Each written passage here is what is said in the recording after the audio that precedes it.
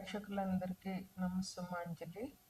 మనం ఇప్పుడు ఫిబ్రవరి నెల మాస ఫలితాలు చెప్పుకుంటున్నాము.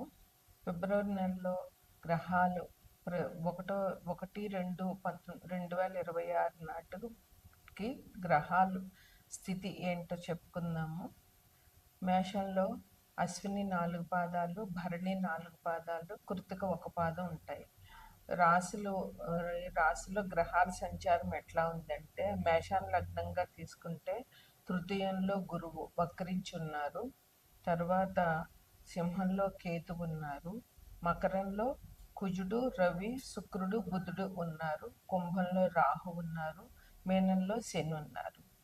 అయితే ఫిబ్రవరి 13వ తారీఖు రవి మకరం నుంచి కుంభానికి మారుతారు. ఫిబ్రవరి 3వ తారీఖుకి బుధుడు మకరం నుంచి కుంభానికి మారుతారు. ఫిబ్రవరి 6వ తారీఖు శుక్రుడు మకరం నుంచి కుంభానికి మారుతారు. ఫిబ్రవరి 15వ తారీఖున మహాశివరాత్రి పర్వదినం. అయితే మేషరాశి వారికి ఈ మాసం ఎట్లా ఉంటుంది అని అంటే, స్థిరాస్తులు కొనుగోలు చేసే అవకాశం కనిపిస్తుంది.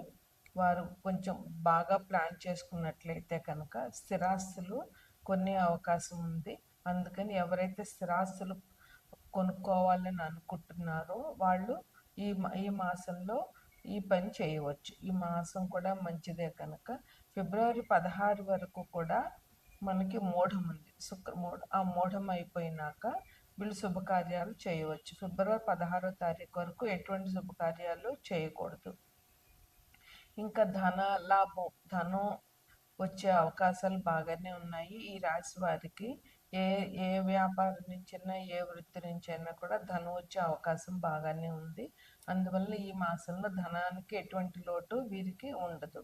అన్నదమ్ముల మధ్య కొద్దిగా సఖ్యత అనేటటువంటిది కొంచెం లోపించే అవకాశం కనిపిస్తోంది.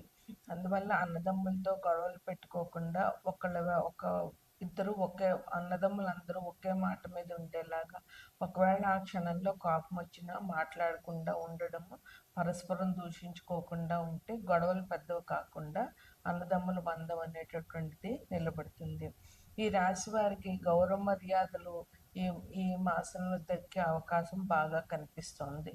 మిమ్మల్ని మీ ఇరుగు పొరుగు వారైతేనే, మీ ఆఫీసుల్లో అయితేనే, మీ తెలిసిన వారందరూ కూడా మిమ్మల్ని గౌరవంగా మాట్లాడతారు. మీ గౌరవ మర్యాదలు ఈ మాసంలో బాగా పెరిగేలా కనబడుతుంది. కుటుంబ సభ్యుల మధ్య కూడా కొద్దిగా మనస్పర్ధలు వచ్చే అవకాశం ఉంది. అందువల్ల కుటుంబంలో ఎటువంటి గొడవలు లేకుండా, మనస్పర్ధలు లేకుండా ముందుగా ప్లాన్ చేసుకుని చిన్న చిన్న సమస్యలు ఉంటే సామరస్యంగా పరిష్కరించుకోవాల్సిన అవసరం ఎంతైనా ఉంది. ఇంకా ధనం వ్యయం బాగా కనపడుతోంది ఈ మాసంలో.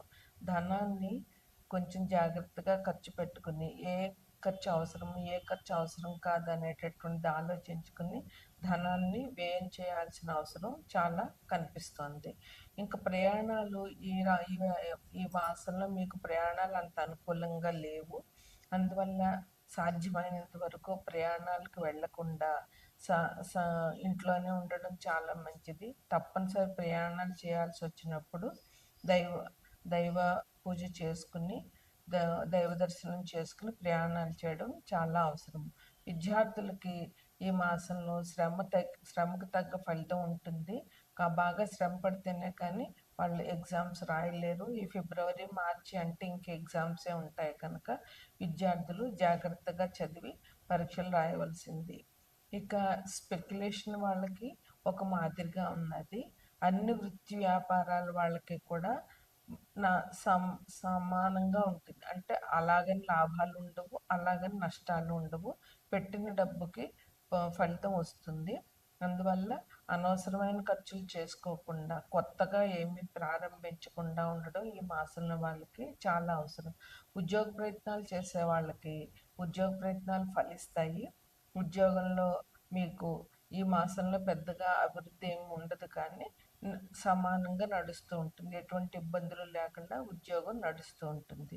ఈ నెల 15వ తారీఖున మహాశివరాత్రి సందర్భంగా ఈ రాశి వారందరూ కూడా పరమేశ్వరుని పూజించి అభిషేకాలు అభిషేకాలు చేయడము, శివ శివాలయాన్ని దర్శించి శివుని పూజించడము, ఆ రోజు శక్తి కలిగిన వాళ్ళు ఉపవాసం ఉండటము, జాగరం ఉండటము లాంటివి చేయడం వల్ల మీకు ఈ మాసం ఇంకా అభివృద్ధిగా ఉంటుంది. మేషరాశి వారికి 12 ఇంట్లో శని ఉండడం వల్ల ఇబ్బందులు అనేటటువంటివి జరిగే అవకాశం ఉంటుంది. ఎందుకంటే శని మేషరాశి వారికి ఇది కూడా జరుగుతుంది, ఏలినాటి శని కూడా జరుగుతుంది కనుక. అలాగే కుజుడు, మేషరాశికి అధిపతి కుజుడు అయినా కుజుడు 4వ దృష్టి కూడా మేషరాశి మీద ఉంది.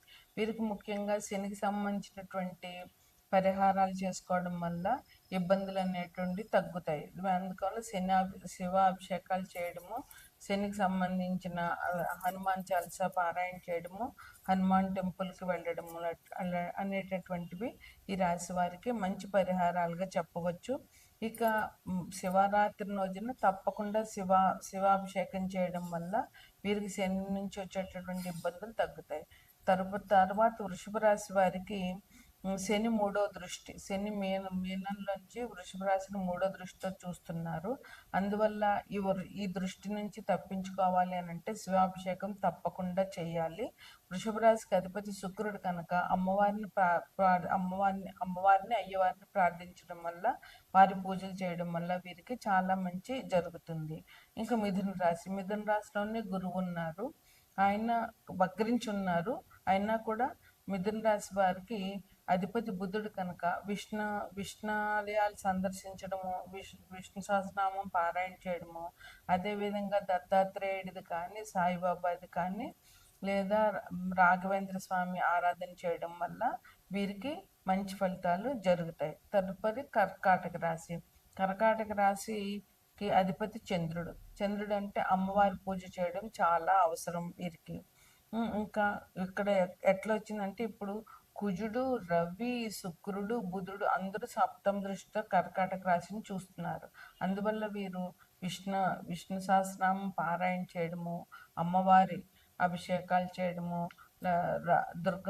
లలితాదేవి కానీ, రాజరాజేశ్వరి కానీ, ఏదైనా అమ్మవారి పూజ చేయడము, లక్ష్మీదేవి పూజ చేయడము, అట్లాగే శివాభిషేకం చేయించడము, అభిషేకాలు చేయడం వల్ల ఈ రాశి వారికి ఇంత దృష్టి తగ్గుతుందన్నమాట. తర్వాత సింహరాశికి అధిపతి రవి అనుకూలంగా ఉండాలి అని అంటే విష్ణుని పూజించాలి.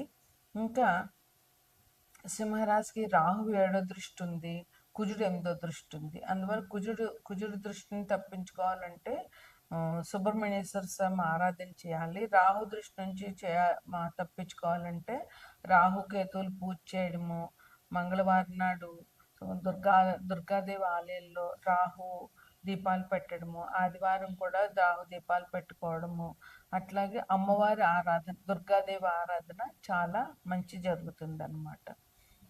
సింహరాశి కన్యరాశి వారికి మీనంలో ఉన్న శని కన్యారాశిలో 7వ దృష్టితో చూస్తున్నారు. అందువల్ల కన్యరాశి వారికి అధిపతి బుధుడు కనుక బుధుడి కోసం విష్ణు సహస్రనామం పారాయణ చేయడము, శివాభిషేకం, శని దృష్టి నుంచి బయటపడాలంటే శివాభిషేకాలు చేయడం చాలా మంచిది.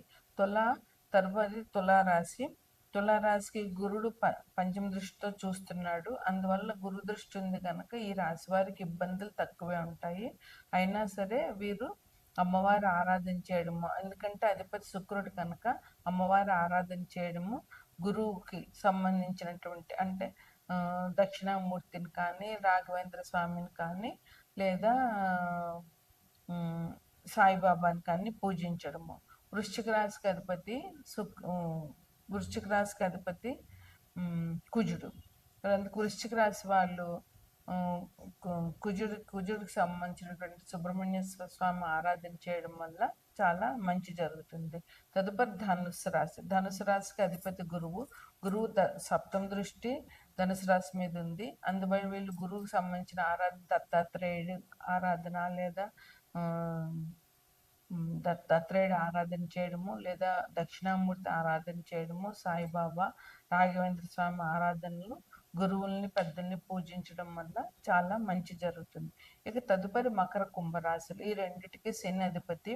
ఈ రాశుల్లోనే పాపగ్రహాలు ఎక్కువగా ఉన్నాయి కనుక వీరికి చెప్పదగ్గ సూచన ఏంటంటే శివాభిషేకం తప్పకుండా చేయాలి. ఈ రెండు రాశుల వారికి శివాభిషేకం చేసినట్లయితే చాలా మంచి జరుగుతుంది. వారికి ఉన్న ఇబ్బందులన్నీ కూడా శివాభిషేకం వల్ల తగ్గుతాయి. తదుపరి మీనరాశి. మీనరాశికి అధిపతి గురువు. మీనరాశిలోని శని భగవానుడు ఉన్నాడు. అందువల్ల వీళ్ళు శివాభిషేకం చేయడము, శని భగవాన్ నుంచి ఏలినాటి శని నుంచి తప్పించుకోవాలంటే శివాభిషేకం చేయడము, గురువు యొక్క ఆరాధన చేయడము